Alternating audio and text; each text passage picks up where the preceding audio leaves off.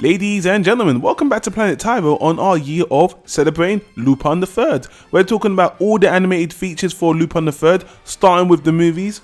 If you joined us last time, you remember we spoke about that animated TV movie, The Dragon of Doom, which I still love the name for that title. As for the movie, check out the YouTube card on the top hand right to find out what I thought of the movie itself. We're moving on now. We're moving on to 1995's The Pursuit of HARIMAO'S Treasure, or just HARIMAO'S Treasure.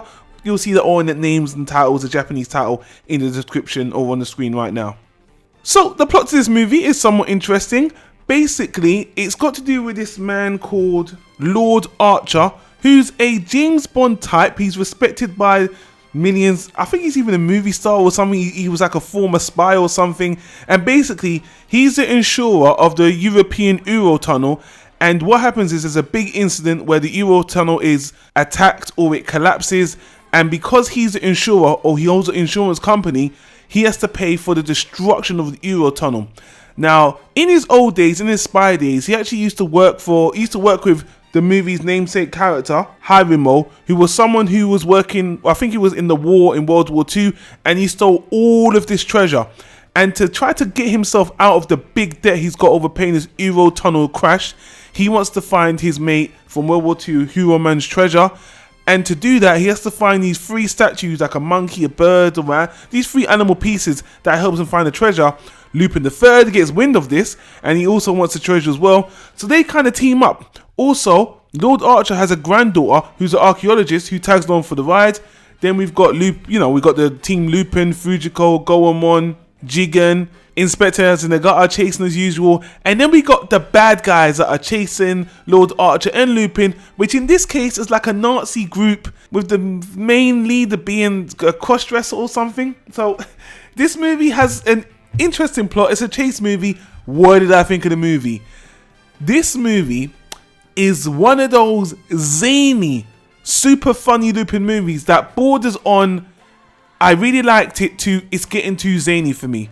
Now, I'll explain. First of all, let me speak about the animation. The animation I like, but because it gets a bit zany, the kind of physics gets a little bit plasticky. And what I mean by that is, this is one of them times where Lupin seems to bounce off the walls, all the characters seem to move in a very One Piece-y kind of not realistic way, just super cartoony, Sunday morning cartoony kind of way. So that's what I mean by zany. So when I was watching this, I was like, okay, this is a bit different from what I've seen before. Going back to, the Secret Money Gold of Babylon movie I was talking about before. But in this case, it's actually not super zany.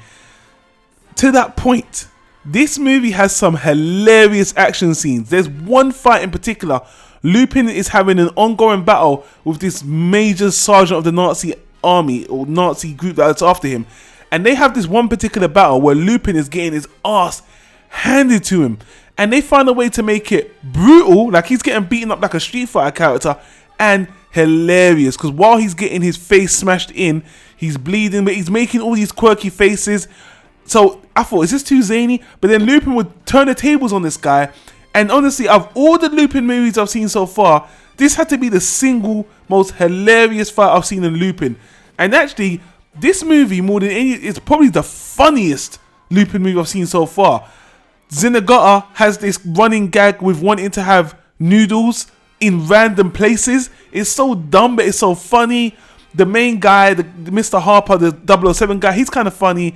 The femme fatale with this movie, who is the granddaughter of Mr. Archer, she's a bit of she's bitchy, but Lupin is slobbering over her like a dog, and it's really funny, but he's a bloody pervert. He's actually at his most pervious this time. But speaking about the other characters, Team Lupin, Jigen is just standard Jigen, he's fun.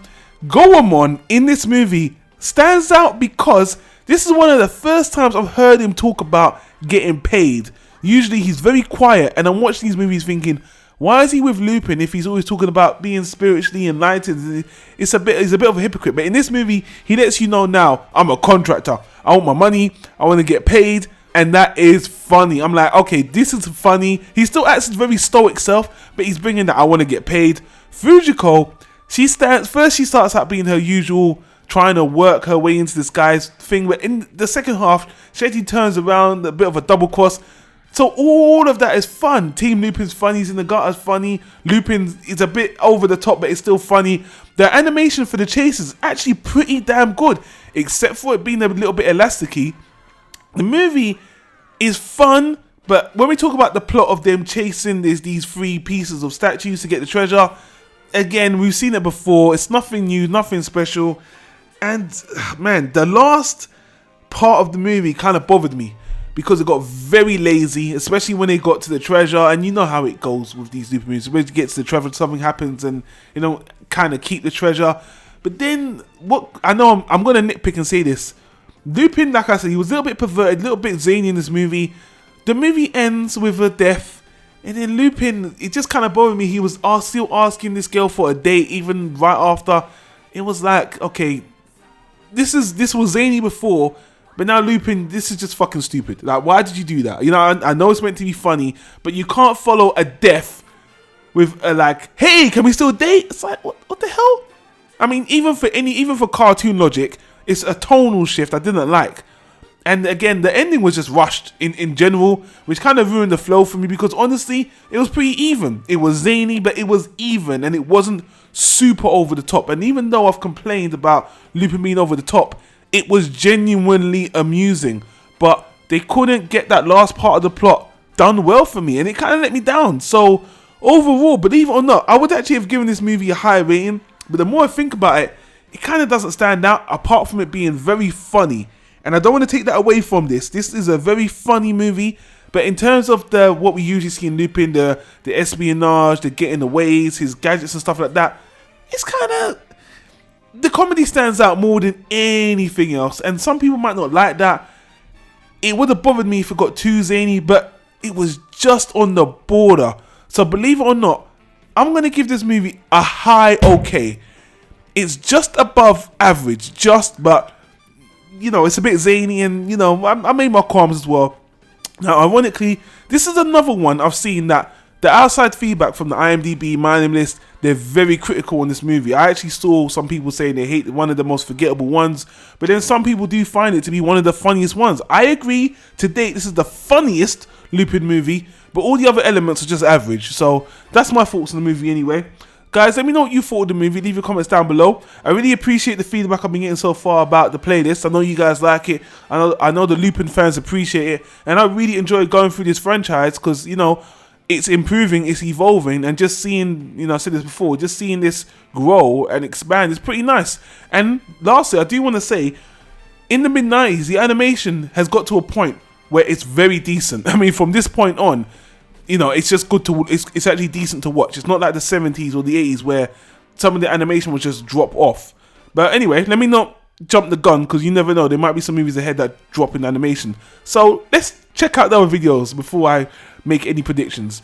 Anyway, guys, that was my long-ass ramble for this video TV special. Thanks for watching. Hit that subscribe button if you want more content. And if you want to join in on the Year of Lupin, you can also check out the other videos we do on the right here for animation, TV shows, books, what have you. And guys, again, thanks for watching, and I'll see you on the next Lupin video.